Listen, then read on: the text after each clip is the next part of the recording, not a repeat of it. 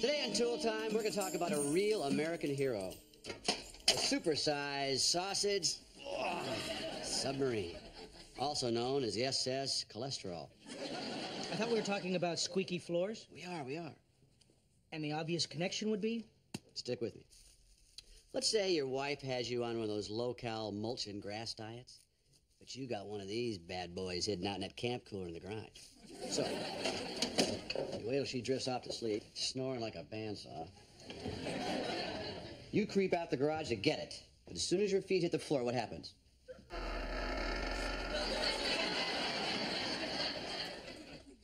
She wakes up. Hey, leave that submarine sandwich alone, you big tub of lard! Get back into bed, you're gonna be nothing but fiber for 3 months! And you doubted the connection.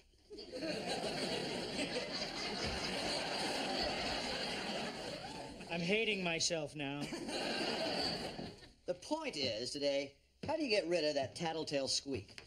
Well, first, you have to determine if you have a squeak, a creak, or a groan. Oh.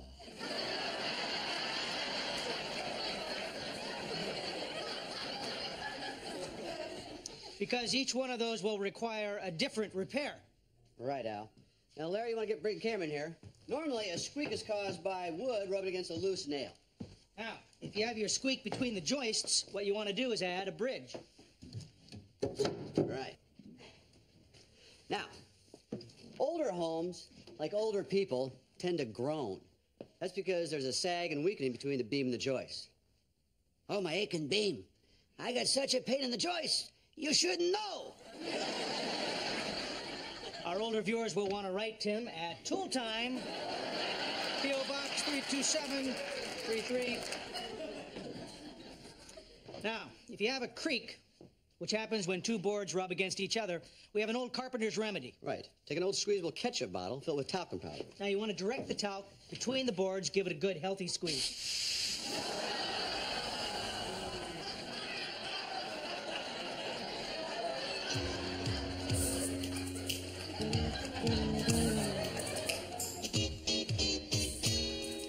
You know, I don't think many people know, but on weekends, Al does mime at the mall.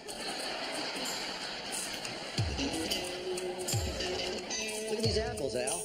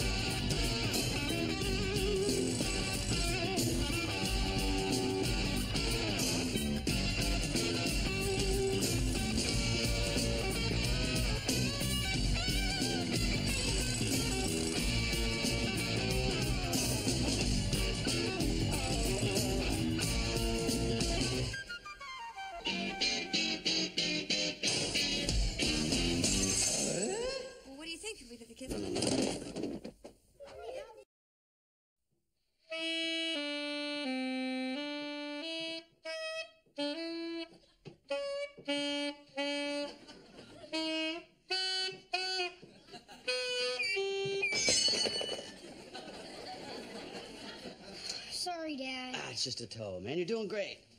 No, I'm not. I think I should just quit. I'm no good at this. Oh, I'm no good at a lot of things. Doesn't stop me. I don't hear anything more about you quitting. Good news. I think he's going to quit. He can't quit. He's only been doing it 3 weeks. Besides, I really think he's getting better. Better. He sounds like Al's mom at a luau. Tim, he begged us for those saxophone lessons. I'm trying to teach him to stick with something, you know, follow it through. You don't want him to be a quitter, do you? Quitting would be a bad thing. But being a quitter's parents, we could live with that. You know, it's always bad in the beginning. You think Mozart's parents enjoyed listening to him practice? Great example. They named their kid Wolfman. Wolfgang. So a group of wolves. What's the difference? I really stink at this. No, you don't. You just got started. It'll take you a couple months to figure out whether you stink or not. Whoa, you're all wet. Good work, Sherlock. What happened? Paul and Vinnie McGurn stuck me upside down in a snowbank. I hate those guys. I thought we told you to stay away from the McGurns. They're big, ugly, and stupid. That's a lethal combination. I had no choice. Vinnie challenged me to a sled race. So you beat the guy and he dumps you in a snowbank? That's typical of those guys. No, they beat me and this was part of their victory celebration. I hate those guys. I swear, this time I'm gonna get them back. I hate those guys. We know, Brad. I'm just gonna walk up to Vinnie and start swinging. No, Randy, don't be stupid. Don't try to fight Vinnie. For once, Brad's right. Listen to him. Get someone else to beat up Vinnie. There's just one boy in my class, his name's Troy. For a quarter, he'll punch himself in the face. I've always told you guys, fists don't accomplish anything. You can get Vinnie McGurn back at his own game. What are you talking about? Challenge him to another race. Dad, there's no way I can beat Vinnie. He has that new sled, the bullet-nosed downhill racer. But you got the tool, man. I think we can turn this old jalopy into a speed demon. It's light, it's got a classic design. Maybe put a spoiler on the front of that for airflow. I'll take the burrs off these runners, sand this thing down Beverly Edge, put a shine on there. This will be smoother than butter on a baby's butt. Oh. I hate those guys. Let it go, will you? Just let it go. Hey, Mark, go up and get your shoes on. I'm taking you for a haircut. Mom, I don't need a haircut. Oh, please, I could turn you upside down and mop the floor with you. Besides, the barber is right next to Brad's saxophone teacher. I can get you a trim while he's having his lesson. You just want to get out of here and Brad play. I never said that, and if it gets around, I never said that. Brad, where's your saxophone? You have a lesson in 20 minutes. Mom, why do I have to keep taking these stupid lessons? Brad, sit down. Is this going to be another one of those when I was a little girl stories? No, will you just listen?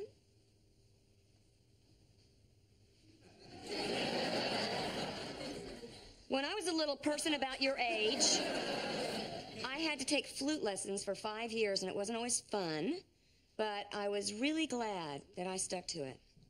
Why? It's not like you ever play the flute now. Well, that's true, but I take great joy in knowing that I could if I wanted to. Besides, if you get really good at it, we could have mother-son jam sessions. There's a dream come true. Mom! Can't find my shoes! I swear, if his head wasn't attached, he'd... Oh, no, I'm channeling my mother again. I'm coming!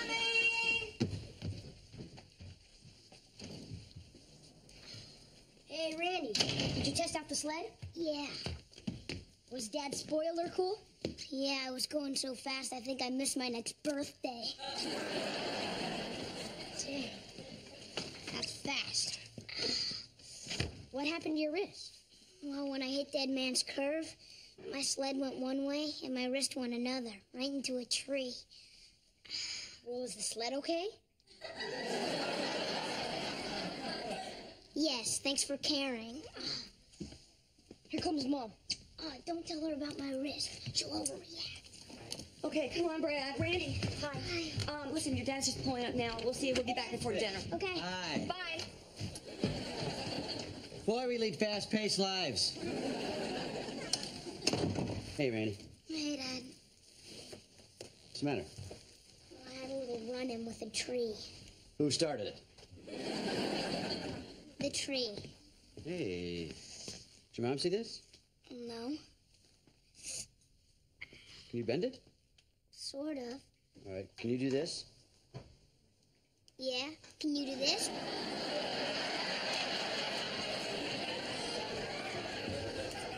All right, smart guy. Sit up there. Let me take a look at it. Careful, careful. Ooh. Ow. Ooh. That hurts, huh? No, I just have a condition that makes me say ow every 10 minutes.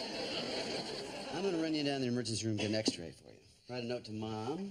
Dad, I don't need to go to the emergency room. That's what I usually tell Al. Well, how does he get you to go? I don't know, I'm usually passed out by then. Don't worry, they'll take real good care of you here. Is this an emergency room that you come to all the time? I don't come here all the time. Hey, Toolman. Hey, buddy. Hi, Mr. Taylor. Hey, Tim. Hey, Buzz. How are those little girls? Chanel and Chia, right? Good, real good. Hey, Lori. Man, you're better known here than you are at Sears. Mr. Taylor. And you walked in under your own power. Always a good sign. Well, actually... You know I keep your file handy. Actually... That's all you? That's just this year. It's not me today, Marge. It's my little son, Randy. Well, how cute. Like father, like son. What's doing, Randy? Well, he went off of his sled and hit his wrist. Oh, we'll take care of that. You know the drill. Okay, hold on a second. You doing all right? Yeah. Okay, let's fill this out quick. Birthday is the 18th. 8. 97 pounds on you. No, 80. 80. All right. Big brown eyes, huh? Big blue eyes. Okay. Here you go, Tim. Coffee. Just the way you like it. Cream and 5 sugars. Thank you, Buzz. Couple more sugars, they're gonna be calling you Buzz. All right. What's gonna happen now? Well, they're going to run you back to X-ray, take a photograph of your wrist. What if it's broken? Oh, don't worry about it. They're great here. They'll set it in the cast, and it'll be good as new in 2 months. 2 months? Oh, it goes just like that. I remember when I broke my arm. I was younger than you. Well, how'd you break it? Now, the first time, I was 6 or so, in the garage looking at my little red wagon. Oh. That thing needs more power. Oh. I'm not sure Mom's gonna be too happy when she finds out we souped up the sled. Don't worry about it. Do we have to tell her? Yes, you can't lie to your mom. I get 2 lies a year, and I'm not wasting one on you. Mr. Taylor, this way to X-ray. Look who I'm telling. You know, Marge, it's kind of gratifying to be here in the hospital and not be a patient. See you, Toolman. Hey, buddy. Well, maybe you can have that feeling another day.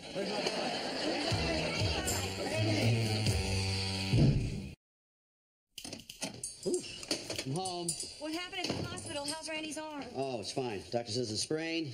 He'll be up and at him 2 days. Oh, thank goodness. Where is he? He's over at Jeremy's showing him my X-ray. Your X-ray? Yeah, I banged my head down there. Took an X-ray, showed nothing. Big surprise. Big surprise. What are we eating? Pizza? Will you set the table? Uh-huh. So, what happened to Randy? The sled just got away from him? You know how they are, those sleds, you know? You know, it gets all icy, wind catches the spoiler. Wait a minute. Since when do sleds have spoilers? It's not uncommon. I don't believe you. You powered up the sled? Oh, I tweaked it a little bit. It's not like I put a motor on it. Although... Tim.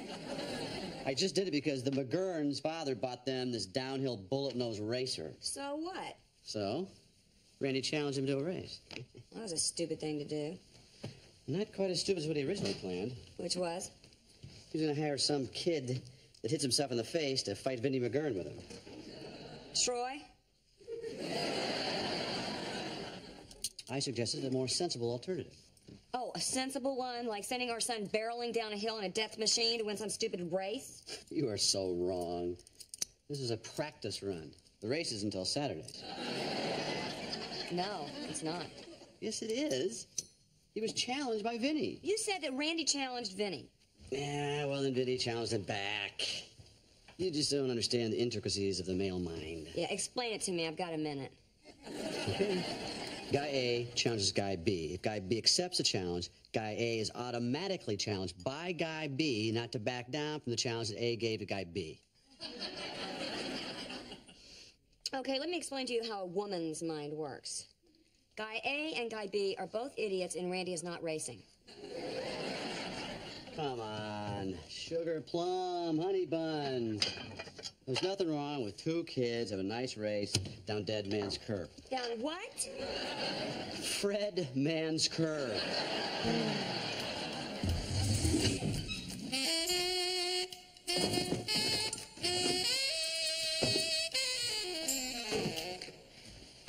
It's going to take your mom about 2 minutes to find that. Now, if you bury it, you might have a shot at it. Dad, I'm no good at playing the saxophone. You were great this morning playing Ba Ba Black Sheep. Dad, that was Mary Had a Little Lamb. Oh, lamb, sheep, it's all about wool. Just try a little harder, will you? Wilson, what are you doing up there? Well, Tim, I'm trying to get Mrs. Foley's cat Fluffy out of that tree. So how's your day? A little frustrating. Trying to explain to Jill the meaning of the word challenge. Well, I would think living with you that she'd be an expert on that. No, I mean when one man challenges another man. She doesn't realize you can't back down from that. Aha, so Al is being obstreperous at work again? No, he took some penicillin and he cleared that up. You know Vinnie McGurn next door? Oh, yes, indeed. He's the reason that Fluffy's up in the tree. Well, he and Randy got themselves in this sled race challenge. And Jill doesn't want him to do it. She's afraid he might hurt himself. Well, Tim, Jill's reaction is quite natural. It's common for the female of the species to protect her young. Well, I'm trying to protect my young from the Vinnie McGurns of the world. Aha, so you are encouraging Randy to act like the Saiga antelope. Yeah, exactly. What? The Saiga antelope. They roam the Russian plains. Any invader who challenges the male's domain is met with a fight. Russia. Where the deer and the antelope play. Unfortunately, the males of the species are so obsessed with running back and forth and butting heads that they barely ever eat, so that when wintertime comes, they have no body fat. They starve to death. And the sky is not cloudy all day. See, you can't allow a challenge to make you lose sight of what is really important.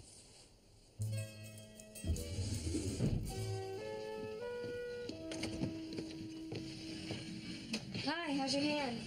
Fine, Mom. What are you doing? Working on my sled. I want to talk to you about that. I don't think you should do this race on Saturday. Mom, I have to. My wrist is going to be fine. Even the doctor said so.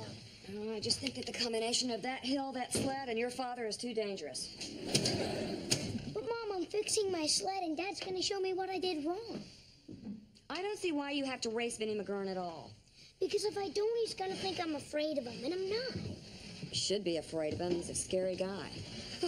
No kidding. At the father-son picnic, he's the only kid that was mistaken for his father. Now, you see, that's funny. Humor has always been your best weapon. But Vinny's too stupid to understand my jokes. In your life, you're going to run up against a million Vinnie McGurns. Are you planning on racing all of them? I don't know. All I know is that I have to race this one. I have to fight back. But it's not a fair fight. I'm never going to have a fair fight. I'm the shortest kid in my class. Honey. And don't tell me that my height doesn't matter. It doesn't matter. It's what's inside that counts. Don't sell yourself short. I'm sorry. Look, in case you haven't noticed, even my little brother is the same size as me. Randy, everybody grows at their own rate. Mark just had a growth spurt. I mean, you could have one at any time. Yeah, but probably not by this weekend, huh? No, probably not.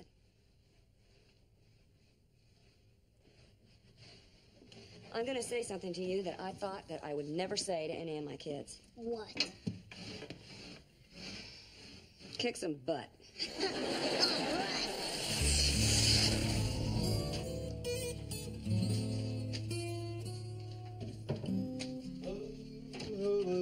Hey, Tim. Jill, we got to talk. Yeah. Randy's situation is a lot like the psychic antelope that pig out all summer long and finally act like buttheads to the Russians. I was with you right up to Jill. We have to talk. What I'm saying...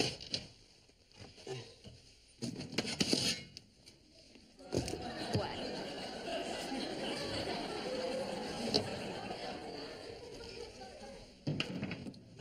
I don't think Randy has to prove anything to Vinnie McGurn.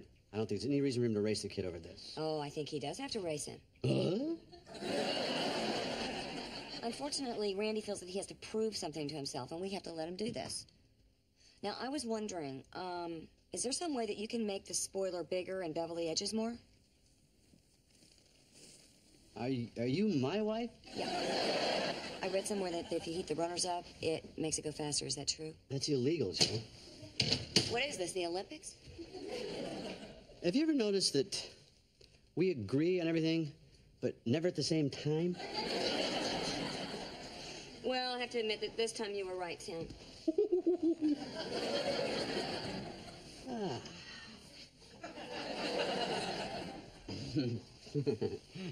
If I'm right, you would be... Starts with W. Your wonderful, wise wife. No. If someone isn't right, they're generally referred to as... Really open-minded and big enough to listen to other people's opinions. Okay. I'm looking for something that rhymes with song. Right. So long.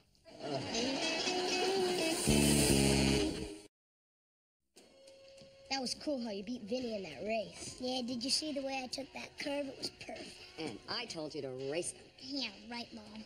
Here you go.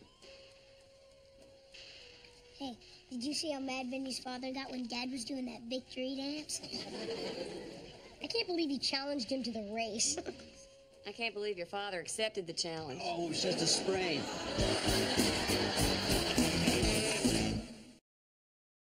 Submarine sandwich, also known as the SS cholesterol.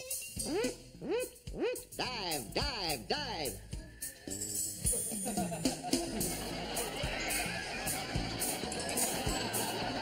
Any invader who tries to challenge the male's domain is met with a fight. Can't remember that song all of a sudden. It's Lucille. I can't believe you challenged Dad to the race. I can't believe your father accepted the challenge. Oh, it's just a sprain. I'll get that fat guy in a rematch, I'll tell you that.